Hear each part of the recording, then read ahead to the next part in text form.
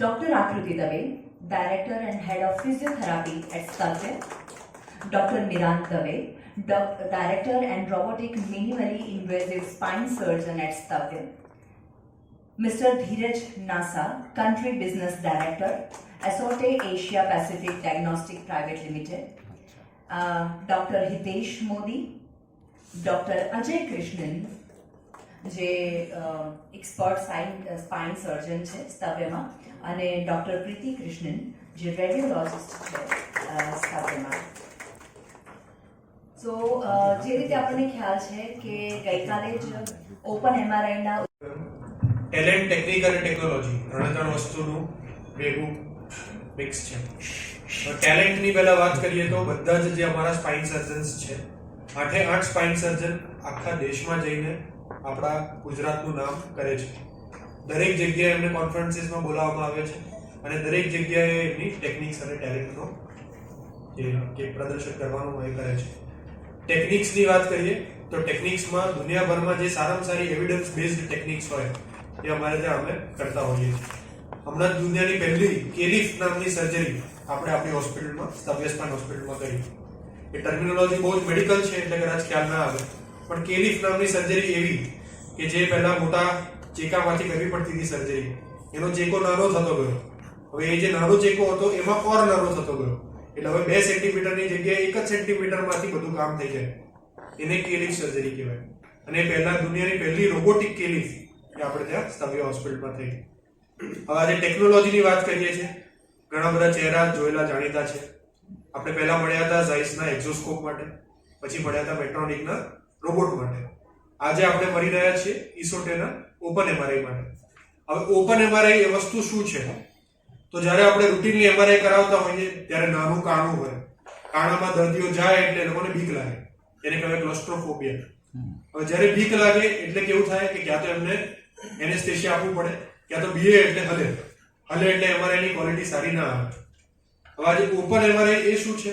તો 60 mm નો જે બોર છે, જે ગેન્ટ્રી કહીએ આપણે, એની જગ્યાએ આ પાછળ તમે જોઈ શકો છો એક બાજુથી એમઆરઆઈ નું મશીન ખુલ્લું છે. હવે ખુલ્લું મશીન છે એટલે બીક ના લાગે, બંધ જેવી ફીલિંગ ના આવે. જોડેની બીજી ફીચર છે સ્ટેન્ડિંગ એમઆરઆઈ, એટલે પાછળના ફોટામાં આપણે જોઈ શકીએ છીએ દર્દી સૂતું છે, દર્દી ઊભું છે અને દર્દી બેસી પણ શકે. હવે ઊભા, બેસી અને સૂતા એમઆરઆઈ થઈ શકે. આગે આખું મશીન ઊભું થઈ જાય છે. હવે જ્યારે સ્ટેન્ડિંગ એમઆરઆઈ કરીએ, ઊભા એમઆરઆઈ કરીએ, ત્યારે ફાયદો શું? મોટા ભાગના સ્પાઇનના જે તકલીફવાળા દર્દીઓ અમારી પાસે આવતા હોય એ જ્યારે ચાલે, બેસે ત્યારે તકલીફ થાય. જ્યારે સીધા સૂઈ જાય ત્યારે પગની ઝંઝણાટી, કમરનો દુખાવો જતું રહે. હવે આવું થાય ત્યારે એમઆરઆઈ જ્યારે રૂટીન કરાવીએ ત્યારે તો સીધા સૂઈને કરાવીએ, એટલે ત્યારે આપણે ડિટેક્ટ નથી કરી શકતા. એટલે એના માટે જૂના એમઆરઆઈમાં અમે શું કરતા હતા? ટ્રેક્શન લગાવીએ. ટ્રેક્શન એટલે શું? વજન આપીએ. એટલે સીધા સૂતા હોય દર્દી અને એમને વજન આપવું પડે ઉપરને માથા અને પગમાંથી. હવે એ કરવાની જરૂર આમાં રહેતી નથી, કારણ કે આ મશીન જ આખું ઊભું થઈ જાય છે. એટલે સીધા સ્ટ્રેટ જ્યારે ઊભા હોઈએ આપણે રોજની જિંદગીમાં જે રીતે આપણે કામ કરતા હોઈએ એ સીધી પોઝિશનમાં આપણે એમઆરઆઈ કરી શકીએ. એટલે જે ગાદી હોય સ્પાઇનની એમાં એવું હોય કે જ્યારે ઊભા થઈએ ત્યારે બહાર આવે, શું જઈએ એટલે પાછી અંદર જતી રહી, એટલે ખબર જ ના પડે જ્યારે સૂતો એમઆરઆઈ કરીએ. હવે અમારા માટે રૂટીનલી જ્યારે સર્જરી કરીએ ત્યારે એક જાતનો એક્સરે જે અમે કરીએ તે ફરજિયાત હોય. સ્તવ્યમાં જે તે આવ્યા હશો એમને ખબર હશે કે ફ્લેક્શન એક્સટેન્શન એક્સરે કહીએ. એટલે ઊભા રાખીએ દર્દીને, આગળ દર્દીને ઝુકાઈએ, પાછળ દર્દીને ઝુકાઈએ અને એક્સરે પાડીએ. હવે આ વસ્તુ એમઆરઆઈમાં હમણાં સુધી શક્ય નથી, પણ આ એમઆરઆઈ થી આગળ પાછળ ઝૂકીને પણ એમઆરઆઈ શક્ય બનશે. હવે આનાથી શું થશે? એક્ટિવિટીઝ ઓફ ડેલી લિવિંગ, એટલે રોજમરોજની આપણે એક્ટિવિટી જે કરીએ છીએ, ઊભા રહેવાનું, ઝૂકવાનું, પાછળ ઝૂકવાનું, બેસવાનું, આ બધા દરમિયાન સ્પાઇનમાં ગાદી ક્યાં જાય છે, શું થાય છે, કઈ નસ પર એ દબાણ કરે છે, એ બધું આપણે સારી રીતે ડિટેક્ટ કરી શકીશું.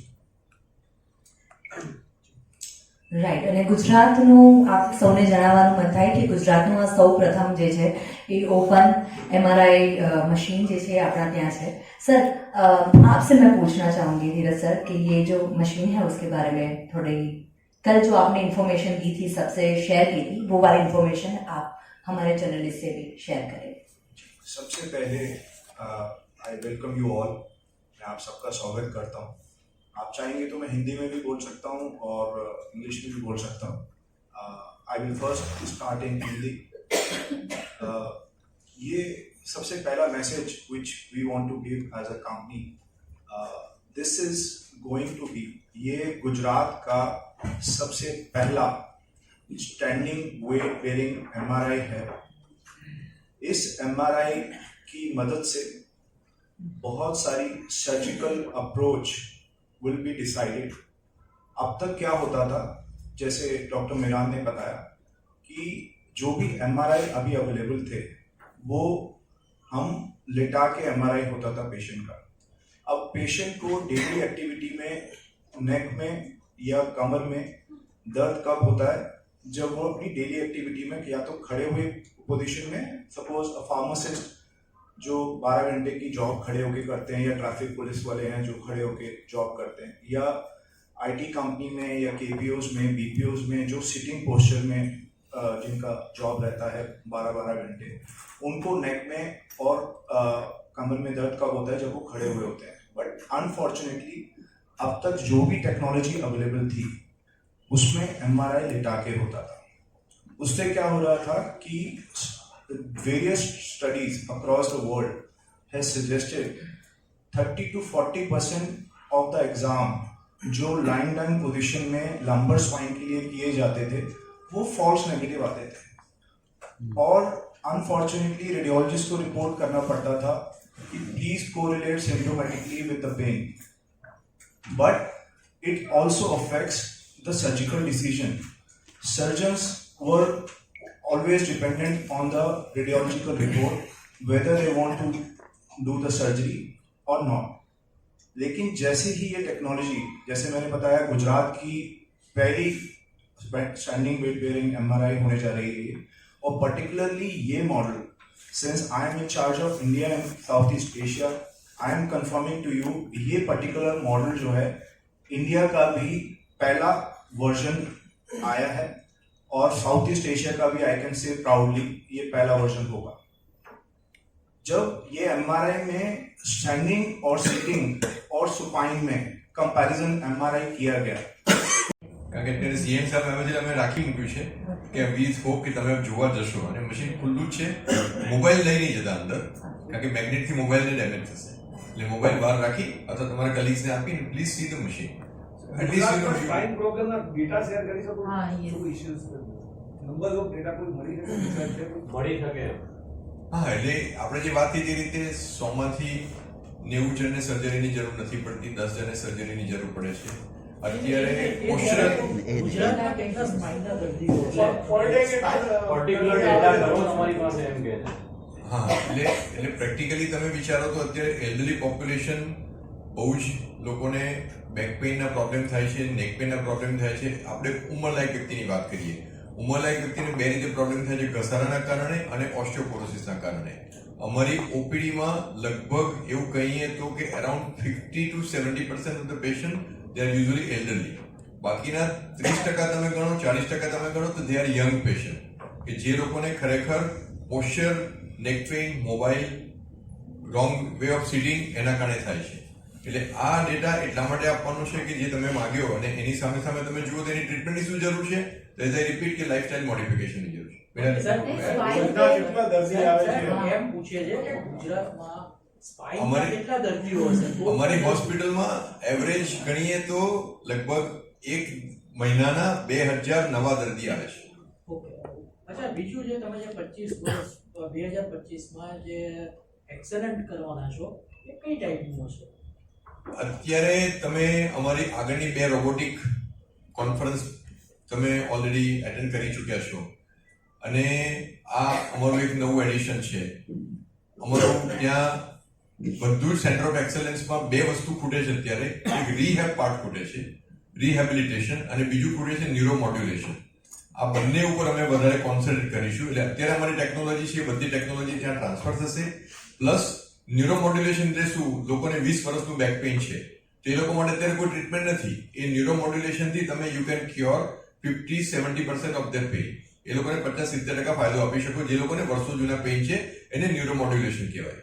અને જે લોકોને ચાલવામાં તકલીફ પડે, જે લોકોને બહુ ખેંચ રહે છે, એ લોકો માટેના પંપ મૂકવામાં આવે છે, એની ફેસિલિટી.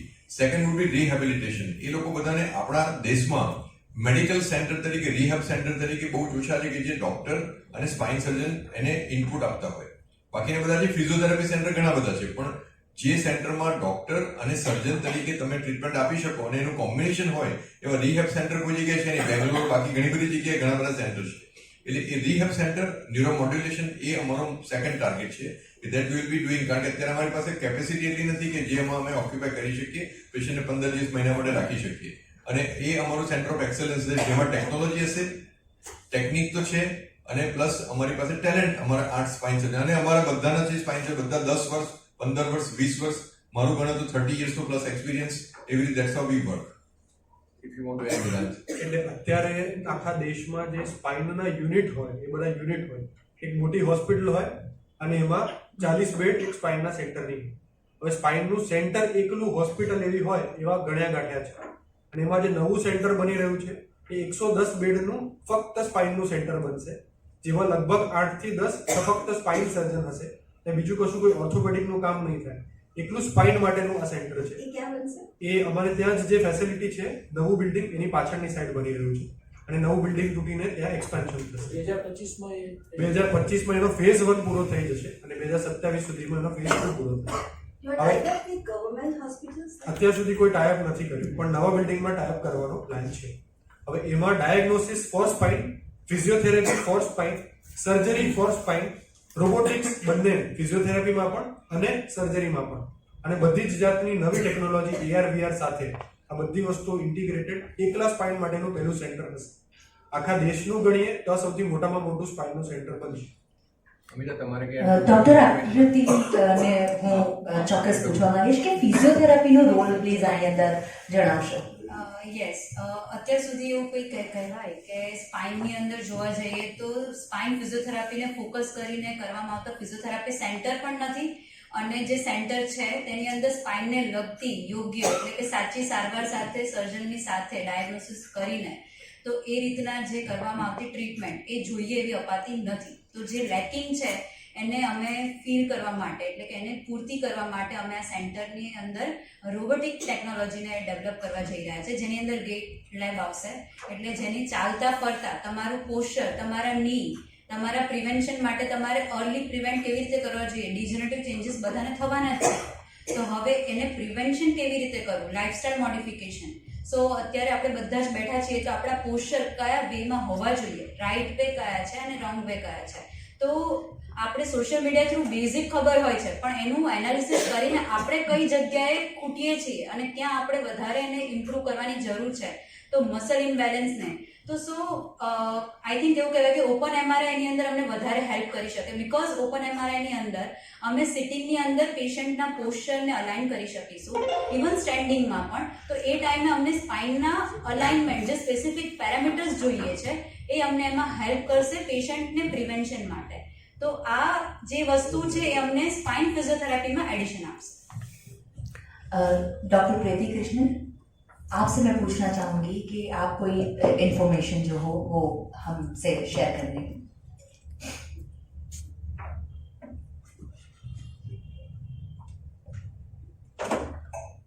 जैसे अभी तक हम सबने बात की, मेनली उन पेशेंट्स के लिए है जो MRI, रूटीन MRI जो एक टनल की तरह है उसमें जाने से घबराते हैं, डरते हैं. तो उन सभी पेशेंट्स के लिए एक वरदान होगा कि वो आराम से अंदर जा सके और अपना MRI स्कैन करवा सके. दूसरा है जो पेशेंट्स, जैसे अभी तक हम सबने बात की, लेटे लेटे और खड़े खड़े में जो हमारे पोस्चरल चेंजेस आते हैं और उसके साथ के जो पैथोलॉजीज है वो सब कुछ हम